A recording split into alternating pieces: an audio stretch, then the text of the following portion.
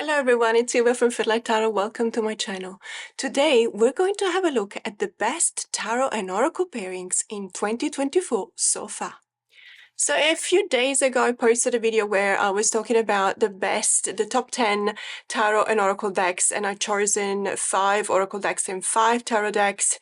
And I said that these were the decks that I think were the most popular ones, were, in my opinion, the best ones for a number of reasons. And obviously, it's just for the first part of the year. We have a lot of new releases coming about in July and August and September. I guess it's all because of the Halloween season, and some of them have already been listed, let's say, on your Amazon or your Barnes and Noble, etc. And you are able to pre-order them. And it will be very interesting to compare this video to the final version at the end of the year. However, what I thought was interesting was the way in which I actually slightly changed my practice this year. I usually start from a tarot deck and then I find the best pairing with an oracle deck. But I don't know why, but I feel that this year has been blessed with a lot of really, really potent oracle decks. And I've just found myself starting with an oracle deck, thinking about using an oracle deck and wanting to find the tarot deck that pairs really well with that one. So what I thought about doing is going back to the list that I made for the video about the top 10 tarot and oracle decks for 2024, and pick a couple of them and show you the way in which I pair them up. So these are obviously going to be my favorite pairings for 2024, at least so far.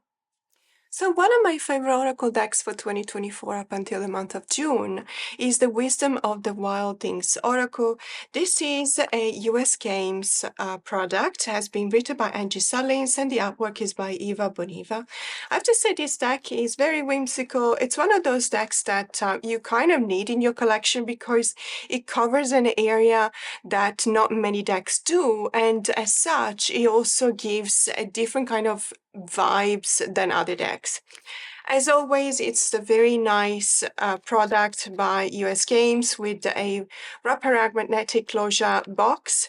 It does come with these kind of messages on the inside of the box, and the guidebook is always very nice with a full-size thumbprint, and then just a little bit of description on the card. Obviously, these kind of decks are very niche. They need to work for you, and I feel like there are a lot of decks out there that have, perhaps they share similar vibes, but they don't necessarily work as well as this one. I have to say that after working with this deck for a while, I really felt like it was one of those decks that really stay in your collection because no matter what, no matter how you change your practice, no matter how you change your taste in art style when it comes to tarot and oracle decks, this is one of the decks that stays because it just covers a space that no one else does. And as I was saying before, and it's also one of the decks that comes back. I don't know if you understand what I mean. So there might be a boom right now with these kind of art style. I'm thinking about the Alice in Wonderland oracle deck published by Los Carabeo, has a similar kind of vibe to this deck. This one was released earlier. It doesn't necessarily mean that it was made before the Alice in Wonderland, but it does show you that even from two different sides of the world, there's this kind of sense of, there's this liking for this type of aesthetics, which are a bit weird, a bit whimsical, but, very interesting. And if I may say, we do look at the images and sometimes we ask ourselves, are we looking at a very special supernatural being? Are we looking at fairies? Are we looking at, this is a bat, but so you do have this kind of curiosity towards the characters in the cards because you don't necessarily immediately understand what they are and what they represent, but they are appealing because they're actually very interesting. So as I was saying, this is one of the decks that comes back. So there might be a boom in art now, and then, we'll move on to different things, but then will feel the call to use this deck again. That's how I feel about this deck anyway. These are the backs, by the way, are really, really cute, adorable. And it's also got this really nice image at the bottom of the box. I have to say, I really like what they're doing at US Games. They're really upping the ante, and even when you look at the product value, this is not an expensive deck. I know that generally speaking, mass market decks are not expensive compared to indie decks, but you know, sometimes some mass market decks, especially when it comes to Oracle decks that used to be indie and they have been picked up mass market, you do find yourself working out something like 70, 80 Australian dollars for a deck, which, let's be honest, it's not a cheap deck. But I have been showing this deck before. Now, let me just show you how incredibly cute this is with a few tarot decks that I really like pairing it with. So the first deck I want to show you is the Nicoletta Cecoli Tarot. This is an older deck. Well, when I say older, it might have been published in 2020. I actually don't remember. But what I mean is that it's not one of the newest ones. And you can also tell by the fact that, you know, it still has quite larger kind of borders. I have the feeling that right now Los Carabeo is moving on towards more luxurious products. They certainly expanded their series with the really nice two-part box, for example. And I know that for one particular deck, Once Upon a Time, I was very surprised to see that it is Los Carabeo Publishing, because it actually has a linen cardstock, which is not something that Los Carabeo has been doing, well, ever. Sorry about that. I've got some of the dried up rose going onto the cards. And so I was saying, they also have this deck which has a linen finish, which is very interesting, because we'll see if it's something that they want to keep on doing or not, if the production makes sense, you know, if indeed it turns a profit, because as I understand it, linen finish are more expensive than other types of finishes. So let's have a look at these two together, and let me just zoom in, because then we can see the cards a little bit better.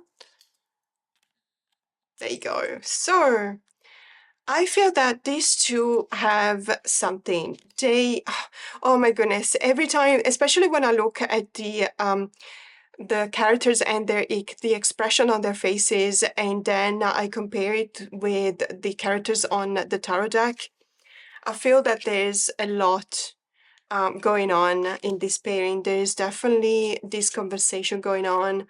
The cards really respond to each other. It feels like they've come home. It feels like they have this moment that they're sharing together. And when this happens, it doesn't always happen, but when this happens, as a tarot reader, my role, my duty is to just let these two speak. And, you know, in a way, probably I should take a step back and let these two do their thing. And I'm just a witness to what's happening, and I'm just trying to understand what the message is coming out of the cards, and then, as I always say, interpret that and relay back, translating it to others for others to understand. Really, really love it. I have to say, it is a little bit creepy. Now, please don't think that I mean creepy in a bad way. I am, after all, a fan of the horror genre, and I am attracted to something that doesn't necessarily look human. So obviously I am attracted to the characters in the Wisdom of the Wild Things Oracle. But also, you know, when we look at the characters in the Nicoletta Cecoli Tarot, they do look human, definitely more human than this character, for example, but they still have that kind of an ethereal vibe that, you know, it tells you that there's something odd about them, and I really, really like these two together because of that, because they resonate so much. But let's have a look at another tarot deck that pairs up really well with the Wisdom of the Wild Things Oracle. So another deck that I would have never thought would have paired up really well with this oracle is the Yokai Yochi Tarot by Bubble Plague. This is a deck that is now out of print. It has become rather difficult to find, and it does kind of fetch high prices when you look for a used copy. There was a reprint that has been done probably a couple of years ago, but because we were still during COVID, Bubble Plague could not ship it. I think it was could not ship it outside of the US, whether it was just Australia, I don't remember. But it was one of those things that, you just miss out because of what happens in the world, and it's nobody's fault. And that was one of the reasons why I believe then that people started paying a lot of money for this deck, because they, even though there had been a possibility to have a reprint, not everyone had, snatched a copy. I strongly believe that what we find as a connection between this deck is the fact that we're looking at supernatural creatures, or at least we're looking at creatures that don't necessarily resonate with being human. And as such, look, I really like this one. This is not the first time that this happens. And I like to say that this one, I believe, is a very specific kind of fox. At least not the whole creature, obviously, but it's been inspired by a specific kind of fox, which is, I believe, is called the fennec fox. And it's very recognizable because of the ears. Now, having said that, I am by no means an expert in animals, and I may be completely wrong, so apologies if I am. The way in which I look at these two is that the fox and the rabbit have a very prominent place in the Japan supernatural kind of lore, Japanese supernatural lore. And it's very interesting that they come out more than once. They have actually come out paired up, which is two. You can tell that obviously we're looking at a fully colored deck and another deck, which is the Yokai Yochi, which has a very muted color palette. But I still believe that it actually really works. And when we look at the keywords, for example, and we look at the cards, I can tell you that there's a lot of very similar vibes. Quiet the anxiety monster with the Knight of Swords and Death. How powerful is that? That is so powerful. I also feel like these two together are a very useful shadow work kind of combination. Probably because the Yokai Yochi has a tendency to go towards the shadow side. We are looking, after all, at demons, or, those kind of beings that are supernatural, but sometimes actually have a negative aspect to them, or a cruel or, mean aspect to them. Many of the stories behind the card are actually quite scary. And if you have ever heard of the Hyaku Monogatari Kaidan desu, we're talking about the Night of the 100 Ghost Stories, in which, this is a tradition in which you have a group of people at night that gathers in a poorly lit room with 100 candles, and they have to tell each other scary stories. And every time that they tell each other a story, they extinguish one candle at a time. So obviously towards the end of the night, when it's darkest, you won't have any candles left, and the last person has to go down a corridor and a hole, which is L-shaped, and at the end of it there is a mirror, and they say that you can see in the mirror that you can see the reflections of the monsters, or the supernatural beings, so the yokai that you have evoked during the telling of the stories. Now, it is something very, very interesting, and it's something that I personally would love to attend to, because I think that it's, when you're seeking the thrill of the horror genre, whether it's a movie or a book, that's exactly what you want to feel, finding yourself in front of a mirror and knowing that you're supposed to see monsters standing right there next to you, but you can only see them in the mirror. And that's a very common trope in the horror genre. Love these two together because of those vibes. But on the same kind of theme, what I wanted to show you is, again, the wisdom of the wild things. And I've used it actually quite a fair bit in the last couple of weeks with a deck that I got a couple of months ago. And it's this one. It's the Manga Tarot. This one is also by Los Carabeo, and I think it's an older deck. Let's see if I can find a year in which it has been published. But it's not one of the new ones. It's definitely one of the decks that has been in circulation for a while. Let's see, we're talking, okay, well, this one has been printed in March 2022. But I could be completely wrong, but I believe that it's actually either it's based on one that was probably on an older kind of production, and this one is just a reprint, or they've actually been inspired by an older deck. So I could be wrong, but it's just really, it just feels like one of those really old Los Carabeo decks from the 90s, if you know what I mean. And because the manga, well, if you're familiar with the manga world, you will know that many of the characters in manga are actually yokais, so they are supernatural beings that belong to that specific world. And that was what prompted me to try these two pairings together. And I have to say, I really, really like them. What happens here is that there's still these kind of vibes related to ghosts and spirits that we had in the Yokai Yochi.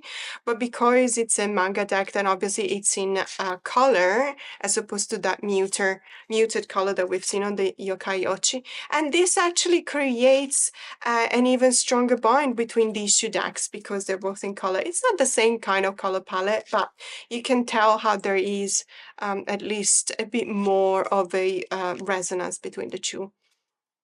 Again, what's really working here is this sense of being in front of something supernatural, something that does not belong to our world, but we have been given, it's almost as if we've been given a way to look into this world that is fascinating for us.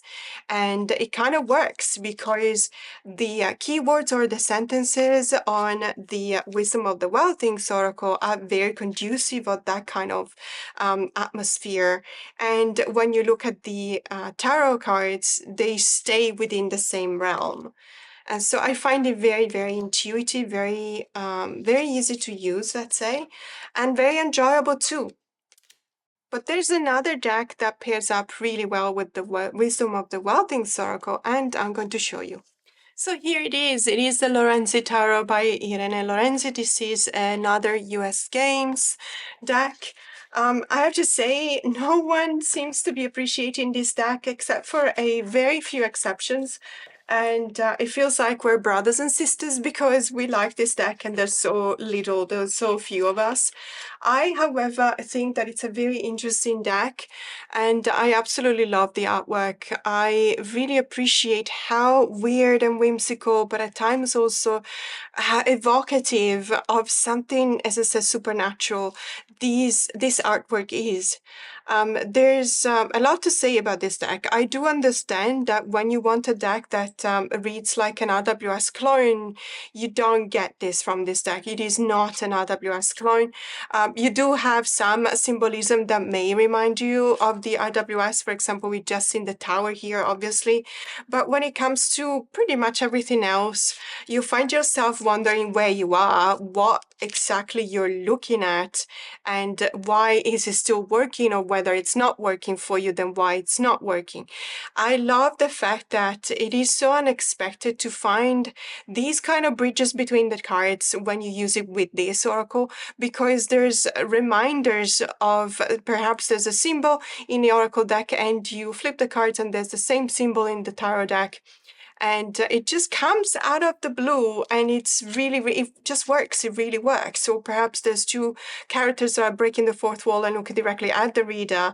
And obviously they do communicate a message right there. It's up to you whether you want to accept it or not, and you want to decipher it or not. Or perhaps the characters that are facing you but are looking somewhere else and they're creating directionality. And then, you know, you can You can always find something to say, something to work on. The messages here are quite strong, loud. They might not always be clear, but it's because it's up to you to interpret them and use your skills and knowledge. It feels like we're looking at some kind of a feast of the unexplained, of the weird, of the whimsical. When we're looking at these characters, these animals, if they're animals, and the vibes that they transmit. But I do believe that this is actually really beautiful. Look at the jellyfish, for example, the lower part of the jellyfish that looks almost like a flowing silk dress, exactly the way in which the lower part of this character here looks like. And so we're looking at the card and we say that it's intentional stillness. That's the message that is given to you by the Oracle card, and it's between the Eight of Cups and the Seven of Wands. And so the stillness of the Eight of Cups, the Eight of Cups is not a card that points necessarily to stillness. As a matter of fact, it's the card that sees you actually breaking up with the situation and moving on, leaving behind what's broken. But at the same, there is a stillness of feelings because there is something that is not necessarily replaced. You're leaving something behind, but you're not replacing it immediately with something new. If it's about feelings, and so you find yourself empty and conducing of that kind of intentional stillness that you are embracing right now. Which is very necessary when you find yourself in a 7 of Wands situation, because you're literally just standing up for yourself, but you're confused by the events. You don't understand what has actually happened. Why, after the 6 of Wands in which you were celebrating this victory, you find yourself alone, perhaps because you didn't acknowledge that that victory came thanks to your theme. Sometimes does that. So I really love these two together, and I really appreciate being able to use them. I also appreciate being able to understand what the vibes of the decks are, because they're literally allowing me to listen to what the message is, to listen to them when they are talking to each other. And it's a very, very strong and powerful experience. It's not just aesthetics, it's really also the vibes are very, very, very, very strong. But I also wanted to show you that the Wisdom of the Wild Things Oracle, even though it is an Oracle deck, and I tend to pair up Oracle decks with Tarot decks, it actually pairs up really, really well with another Oracle deck. Let me show you. So I'm going to pair it with the deck that I keep in this really beautiful bag from the Tarot Bag Ladies, and it's the Heart of the Fairies Oracle by Brian Froud.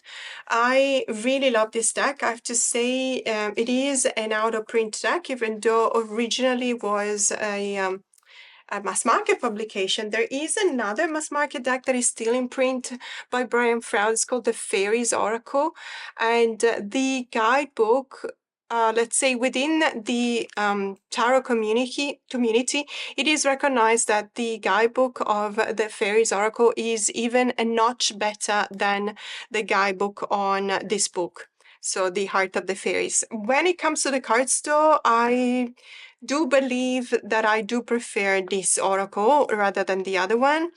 There's something that I have to say about Brian Froud's artwork in general.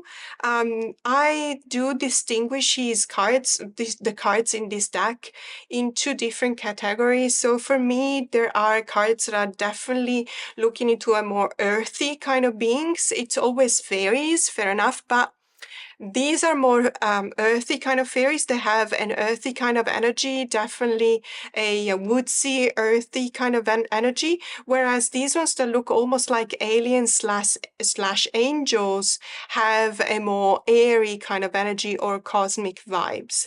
Regardless of that, I do believe that it makes sense to have both of them in the same deck. And I just wanted to show you how well these two pair together. Now, there's also something to say about the keywords, or let's say the messaging on the card. Look at this.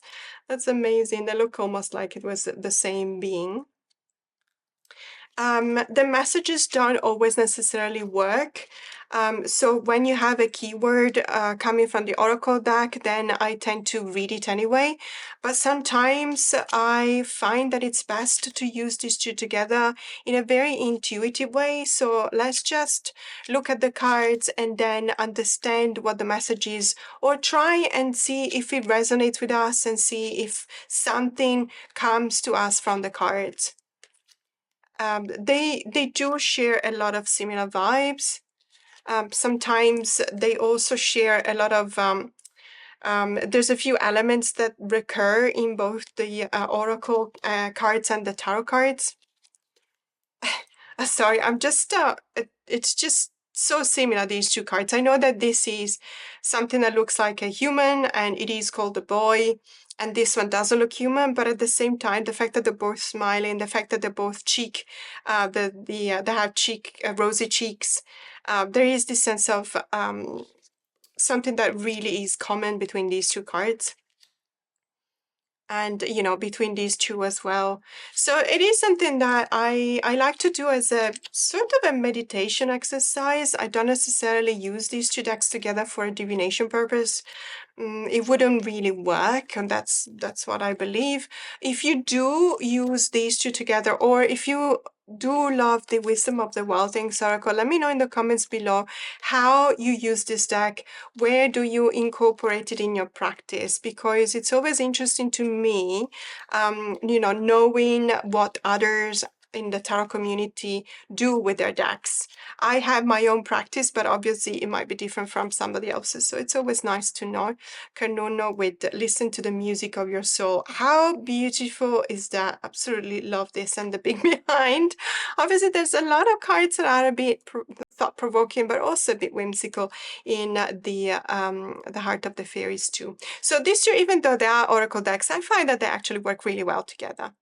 And since we've got the Heart of the Fairy, on the table, I was thinking about showing you the pairings that I use for one of my favorite tarot decks this time of 2024 so far, and it's the Witch Sister Tarot by Julia Jeffrey. This is being published by Llewellyn. It's an incredibly beautiful deck. Everything about Llewellyn Productions is of value.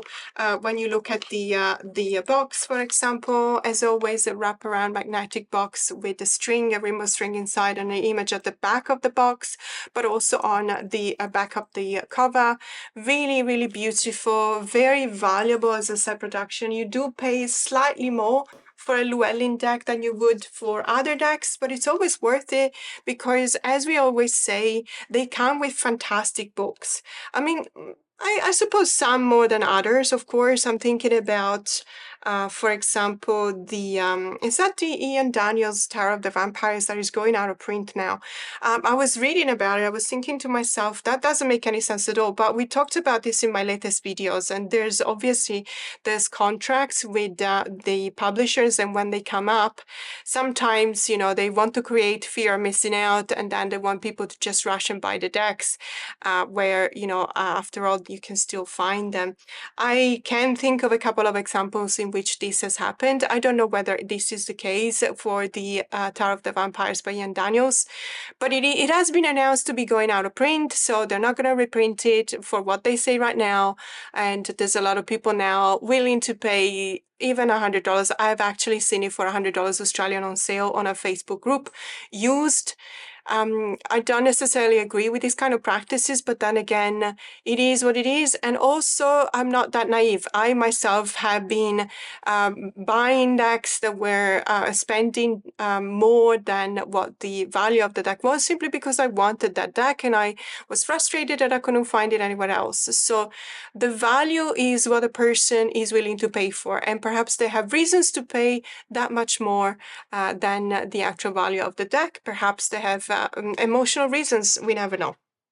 So After that tangent, sorry about that, I'm going back to this. This is not going out of print. It has been produced in, released in 2024. It is a very stunning, very powerful, very intense deck, and you can tell it immediately because it does have that sense of, again, breaking the fourth wall, looking directly at the reader, asking, almost forcing you to engage with the deck. And I love it for it. And I think that it is one of my best tarot deck for 2024 so far. And I wanted to show you how I pair it up. I use it with Oracle decks. So one Oracle decks I pair it up with is definitely the Heart of the Fairies Oracle. And ironically, by pairing these two together, this gives me even more that kind of a sense of having to distinguish between two different categories on the Heart of the Fairies. So obviously we're looking at fairies that are more within the human realm. I wouldn't know how else to call them. So we know, we know that they are fairies, but at the same time, they could also be, they could be mistaken for humans. Let's put it this way, like in this case. And then you have beings like this one, which do not share any kind of aspect with human beings, but they still can very much belong to the realm of the fairies, and there is nothing wrong with that. I really love these two together. They really talk to each other. They have this kind of really strong vibe to them, as I was saying before. It's not just achieved by perhaps the intensity of the expressions or the gaze of the characters on the cards. There's also a mastery on the line work and obviously the choice of the colors to depict these characters. Absolutely fantastic. Again, these two together is very amazing combination. It was one of the most prolific combo that I used in the last few months. I really, really appreciate the possibility of being able to see this happening right in front of my eyes because it's just absolutely superb. But, so keeping the Witch Sister Tarot, I wanted to show you other Oracle decks that I believe pair up really well with this tarot deck. So another Oracle deck that I really like pairing up with the Witches' Tarot is the A Companion for Witches Oracle by Natasha Ilincic. This has been released by Los Carabeo, and it's an amazing deck because for once it's actually more than 30 odd cards that Los Carabeo is used to publish when it comes to Oracle decks. I do believe that because it's almost as if it was a combination of two Oracle decks together. So there's these cards that refer to indeed witches or archetypes related to the witch's lore, and also these cards that are, let's say, familiars or, you know, anything related to witchery, which are very, very interesting, very beautiful. I have to say the illustrations are absolutely fantastic. This used to be a indie deck. And I believe the style of the illustration didn't change much. What I could tell, because once I actually watched a video comparing the indie version with the mass market version, and I kind of wish I had the indie version because it looks like this. So the indie version had borders, and it looks like what they've done is simply zoomed in the image and then cut off the borders. And I don't necessarily appreciate that when you start losing details of the image. Now, I don't, this is not a deal breaker for me. I love this deck. I've always used it without any kind of problems at all. And I'm just probably being nitty-picky, and I shouldn't do that. It's just something that I think I noticed immediately. If you do have the indie deck of this, the indie version of this deck, please let me know if you think the same. I just feel when I was looking at this comparison video, I was really paying attention, and there's a lot of symbols that you actually missed out because of this technique of zooming in. Sometimes, you know, it makes you look at the image and understand a little bit better what you're looking at, and something that you cannot do anymore if you don't have the other deck in front of you. But, you know, let's stop talking about that because, as I said, it's not very helpful. I do love these two decks together, and you can still obviously use them, and they will still talk to you. There is a lot going on in the cards. There is a lot of intensity coming from the Oracle cards as well. There's very similar color palettes. I do believe that both these decks have a very earthy kind of energy. Um, Obviously because of the nature surrounding the characters that you can really tell in both the decks, but also because of the choice of the colors, let's say. I really, really love them. There's a bit of a difference when it comes to the cardstock. So we've got a very silky, really beautiful tactile feel coming from the matte cardstock of the Oracle deck and Llewellyn. But you know Llewellyn decks, they're always presented in the same type of cardstock, which is a very good cardstock. It shuffles like a charm. It's a it makes it for a very durable deck. You can really use the heck out of this deck and it will not get damaged. So I'm very appreciative of that. But it is your usual, you know, Llewellyn cardstock. My goodness, look at this card, the memory. So it's obviously a very intense card, and no matter what you pull it with, it will go for a very intense kind of message. But I just absolutely love it when it comes with cards that are, you know, so as intense as this one as well. And perhaps in this case, they are breaking the fourth wall again, or perhaps they are just looking down but still presenting themselves facing you. It's really a very intense combination. Just really, really love these two together. Let me know in the comments below because, as I said, I'm always interested to know what your thoughts and feelings are about the decks that I present. It's always very interesting to know a different opinion than mine.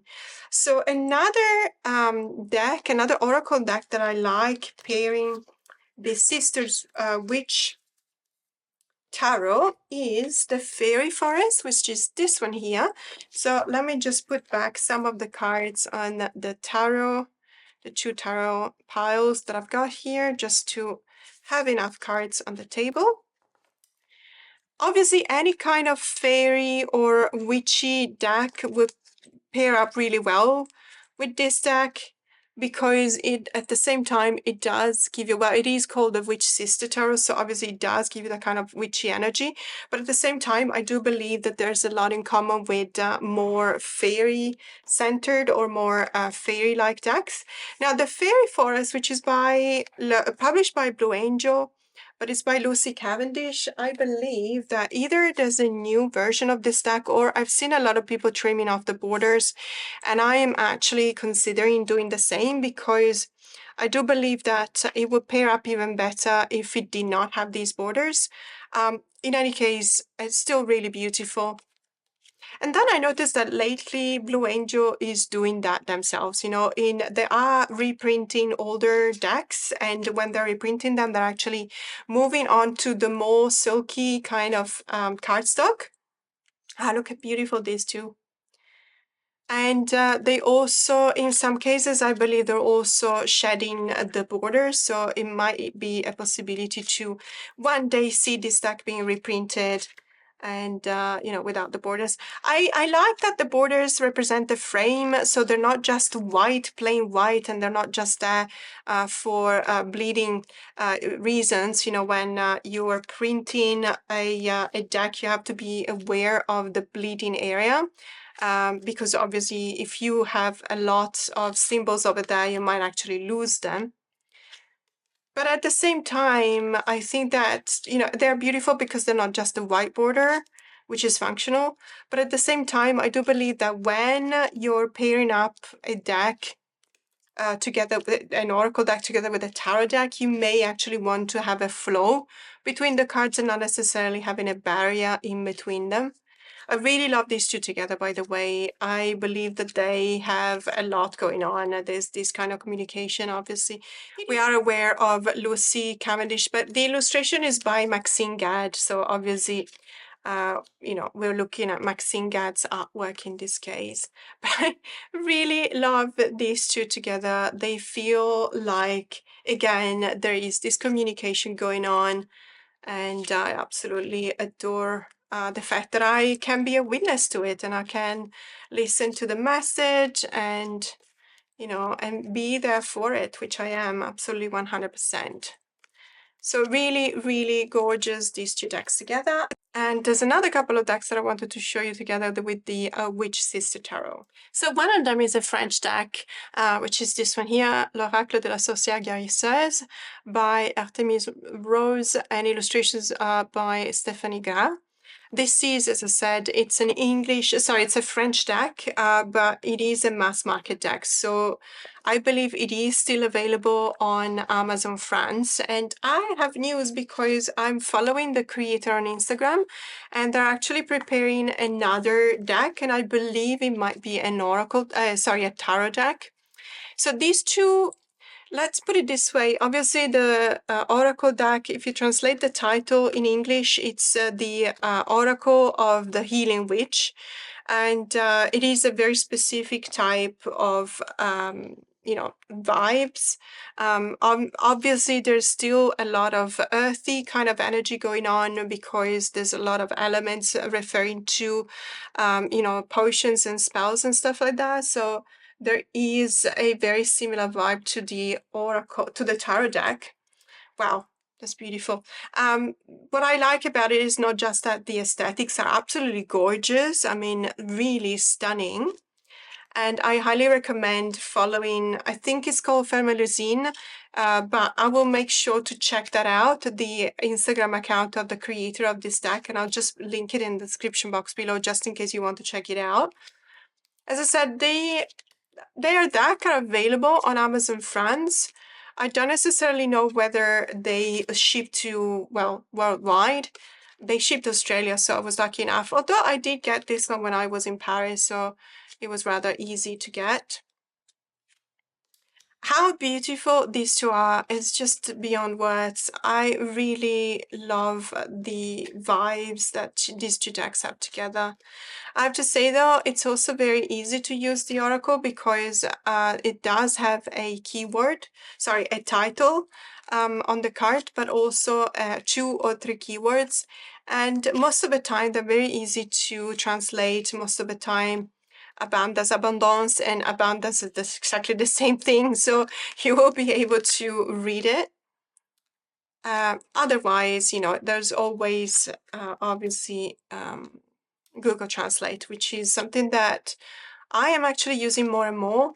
So I think it's getting better and better, probably thanks to machine learning. So the more you use it and the more users are making use of it and also giving their feedbacks, the better it gets. I believe that is the whole thing about machine learning, that obviously it learns by trial and error, basically.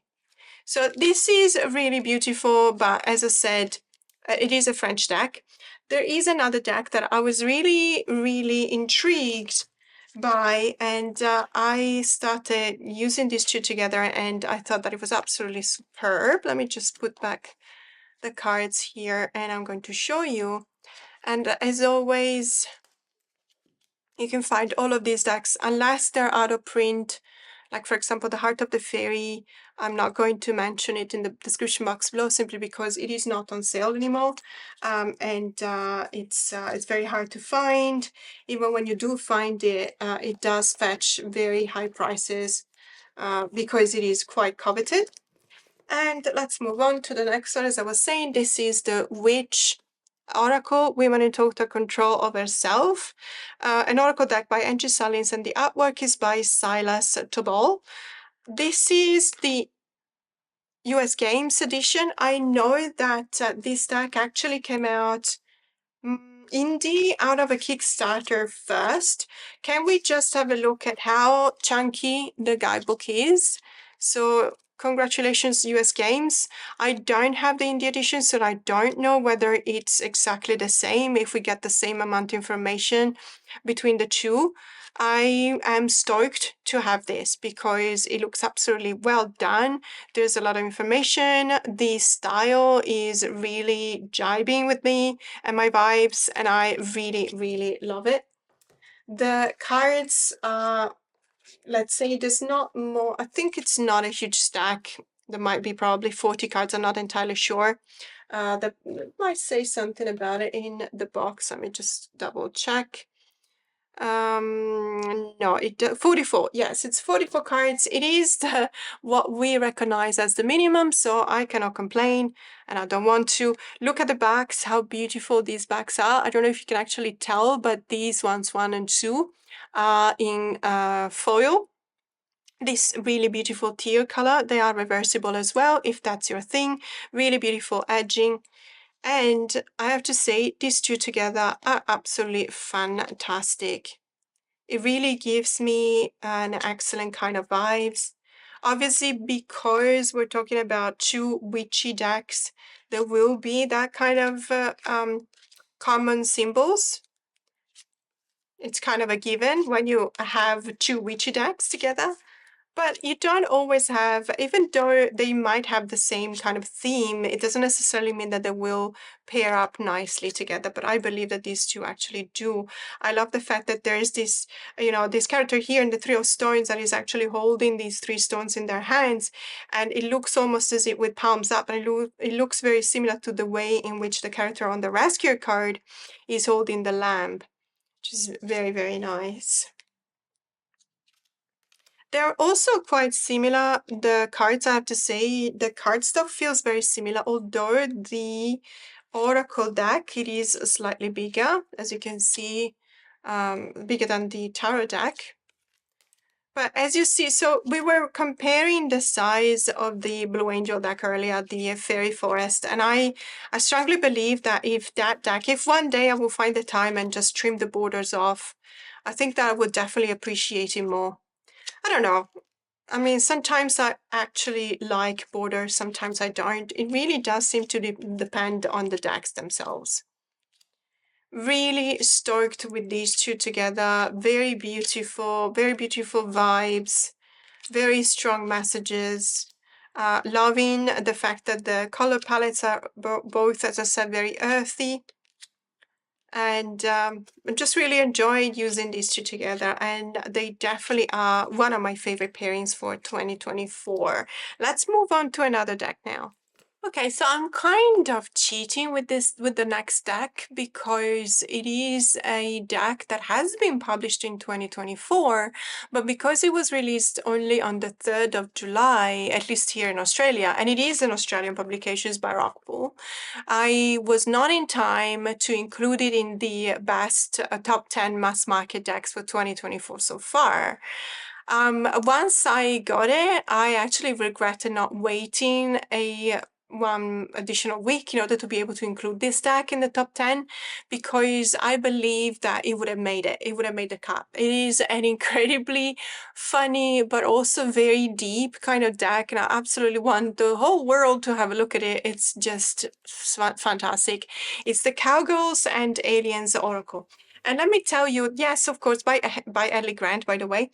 And yes, of course, it is a whimsical deck. It is a funny deck. It's obviously got that kind of really funny elements to it. And we're looking at something that really completely asks us to stop our disbelief. There is that sense of having to suspend the disbelief.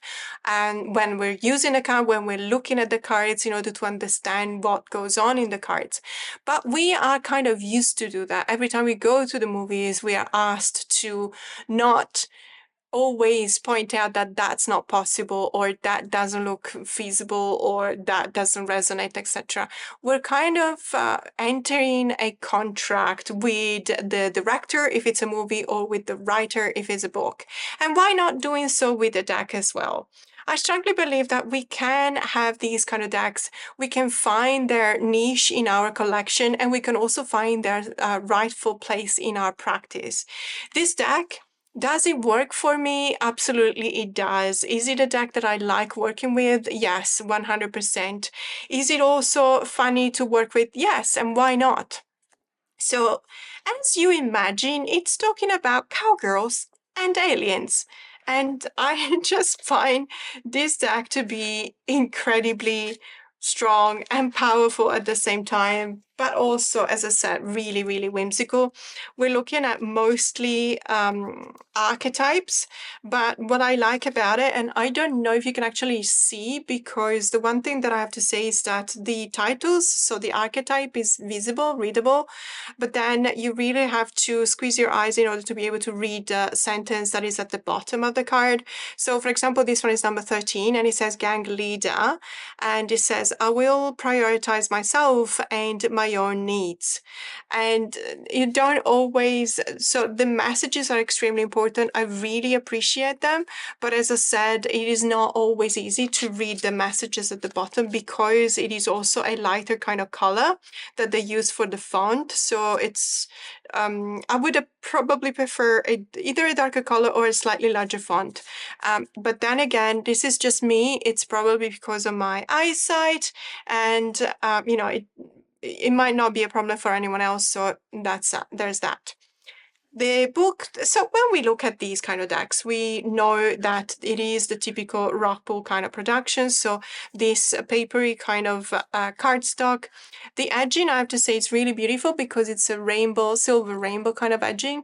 It's a high quality one, so it's not one of those edgings that may cause the cards to stick one to the other, or it may scratch your fingers when you shuffle.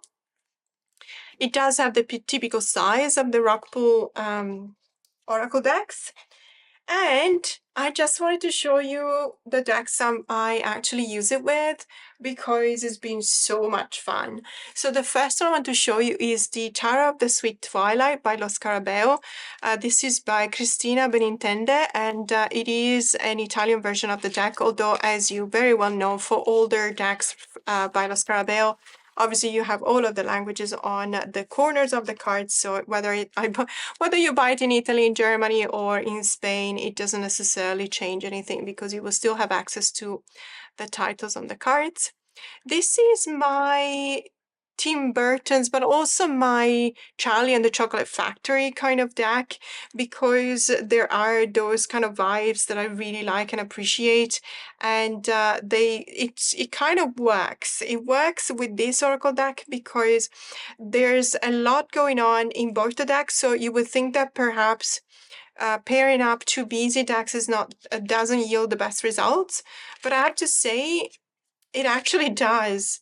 There is a sense of innocence coming out of the tarot cards. The Sweet Twilight obviously refers to that moment in time in which you're almost entering the realm of the sleep and also dreaming. But at the same time, it does remind you of one small link to the world of, being awake. And so it is very whimsical at times. It's a little bit creepy sometimes. Like, for example, in this case, what is that? Is that a rabbit? Why is it standing up? Why is it going down the stairs? There's always a little bit of wondering what you're looking at when you're looking at this deck, which makes it, a bit of a curious kind of deck, but I really love to ground it by using the Oracle cards together. And I really think that it works. And as I said, really love the vibes with these two. It just really feels like it's the right thing to do. It's sometimes the cards themselves, they actually tell you whether they want to spend more time together or not.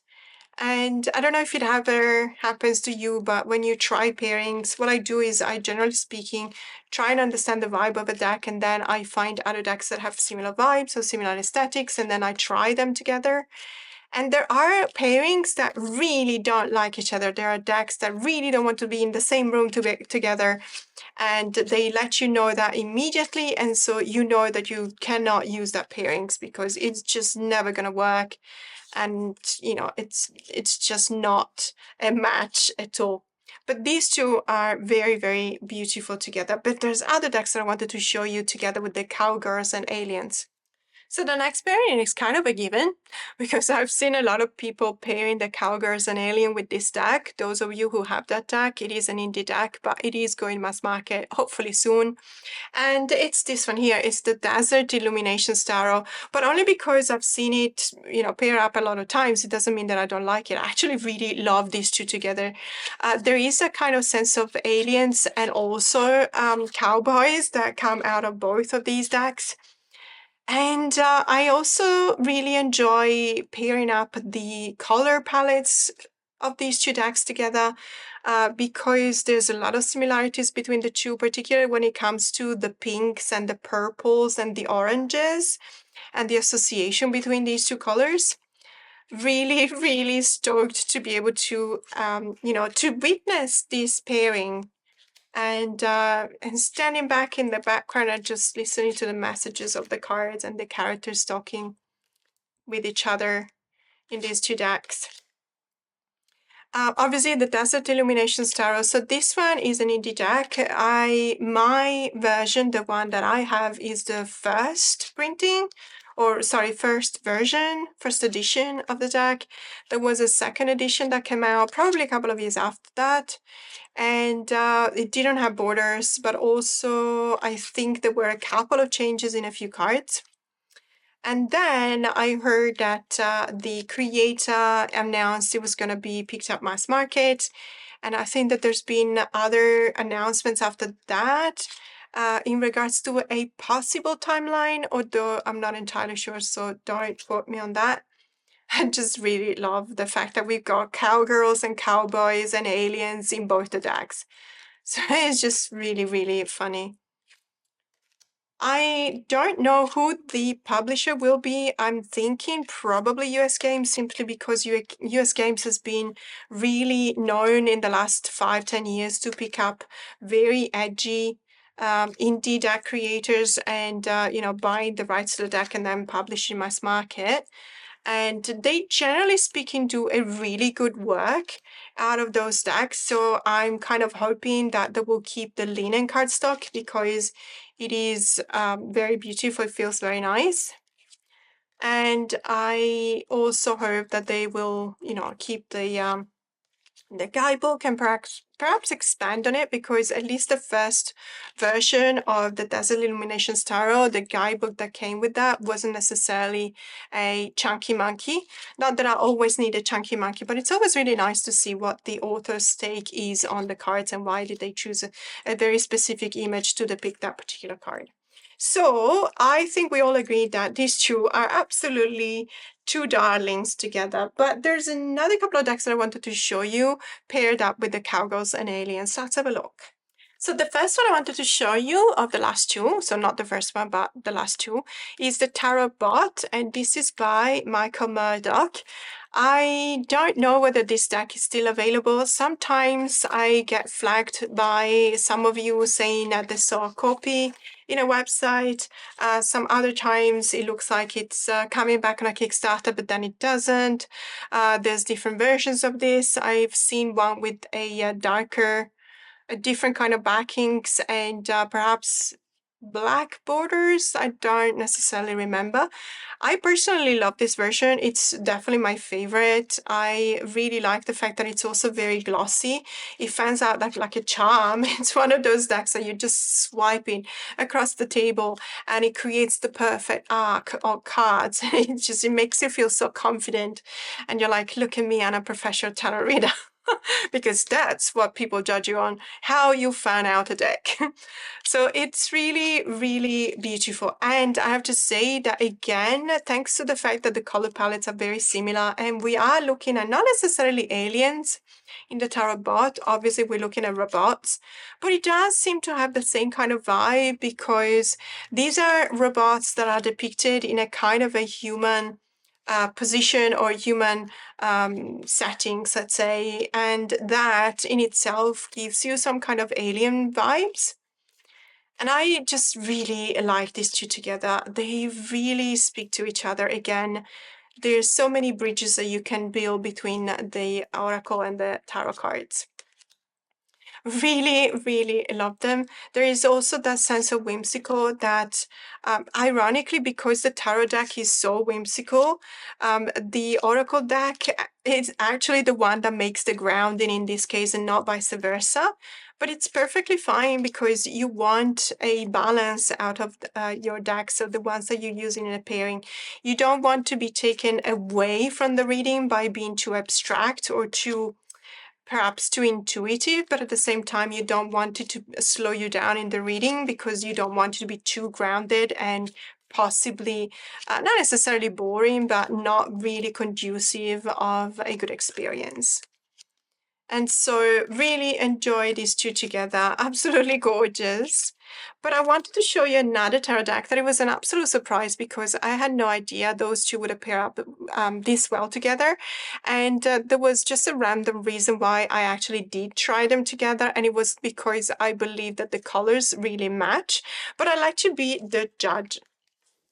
Okay, so it's this one here. It's the Ghostbusters Tarot by Insight Edition. This has been the protagonist of a couple of videos of mine because I did an unboxing together with you in a video, and I was so very excited about this deck, and I was talking about how I enjoyed the movie when I was little and how much it meant to me on a sentimental value as well, and therefore my expectations for this deck were really high, and that was the issue. That was the problem. I really read myself up in expectation of this deck and thinking that it was going to be as good as the movie, or that at least, because that would have been possible, but I thought to myself that I would have felt the same way. And it's my fault because I was literally just seeking out that same sense of thrill that I got when I watched the movie. And I thought to myself, anything related to the movie would have been in the same kind of ballpark, but it's not, and it's not its fault. I know that Insight Edition decks are like this. The peeps are kind of lazy and sometimes they don't make sense. So once we accept that and we know that, we make an informed decision. And if we still want to buy a deck, we buy it. And then we cannot complain about the fact that the minors are peepish. So I had to give myself a pep talk when I actually featured this deck in a mid-year tarot tag by Chanel Days, and saying that, this was the deck that I picked for my biggest disappointment of 2024. That was mean, and I felt bad about it. But then again, it is what it is to me, and I just didn't want to lie, but at the same time, it was partly my fault. However, this deck has actually grown in my favors because I did try and pair it with the Cowgirls and Aliens. And I just think that it really works. And so, the reason why I started this pairing was indeed because I looked at the colors and I found a lot of similarities. And I tried them and I was like, wow, this really, really works. So we've got the mutant. It really looks very similar because the skin is green, like Sigourney Weaver in the tarot card. And there's this sense of, there's also the purple borders that are very similar. So the mutant, I will take care of myself with the Ace of Marshmallows. And Marshmallow is a renaming for the minor suit of the cups, and the Seven of Wands. And so we've got this sense of having to stand up for yourself, coming from the Seven of Wands and finding yourself in a situation that you didn't necessarily think it was going to happen, but you find yourself in it right now, and you just have to, defend yourself and stand up for what you believe in. And so this comes into play, that taking care of myself and being able to look at myself and understand what I actually need, which is, bringing us into the feelings, the suit of the feelings and the suit of the heart with the Ace of Marshmallow. And then, we've got the Space Pirate with the Ace of Traps and the Eight of Streams. Again, look at how the images seem to be flowing together, thanks to the fact that the color palette is very similar, but also because there is a lot of similar vibes, I would say, that come out of the cards. And obviously, yes, we're looking at, as I said, a tarot deck that does have, Pippish minor. So sometimes this flow, I understand that is actually kind of blocked, or it's not really powerful. But at the same time, when you do have a really strong resonance and similarity, it actually really kind of sing. And I really love it when that happens. I think that, look at these characters, for example, there is this kind of light emanating from the figure on the oracle card. And obviously we got the Queen of Streams, which is the librarian in the New York Public Library that has become a ghost when the ghost turns aggressive. So obviously I'm referring to parts of the movie that I know very, very well. And not everyone may have watched that movie. I hope that you have, because it is a very cool movie, and it really stood the test of time. It's a movie from the 80s. I don't remember necessarily when it was released. I wouldn't have watched it when it was released because I was too little and I was probably not allowed into the theater. I believe it does have a PG-14. I'm not entirely sure.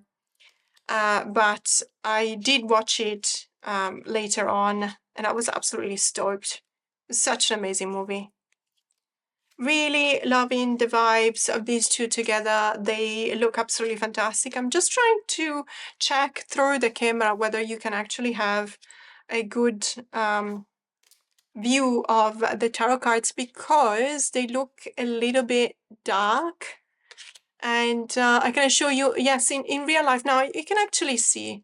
Sometimes the camera does apply some sharpening to the image, to the video, and some white balance or color correction. And the images may actually look slightly different, particularly when it comes to difficult colors or darker colors. But I have to say, I'm looking at both in real life and through the lens, and they look pretty similar. So it is a good experience to look at them in a walkthrough like this.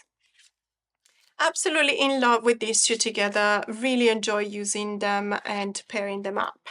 Now, that was the last one. We have had a really long video, but you know me, I absolutely love pairing up tarot and oracle decks. But as always, please let me know in the comments below if there's decks that you really loved pairing up in the first part of the year, tarot and oracle decks, or even 2 oracle decks or 2 tarot decks. We don't make any kind of discrimination here. And for now, thanks for watching, and for now, have a great day.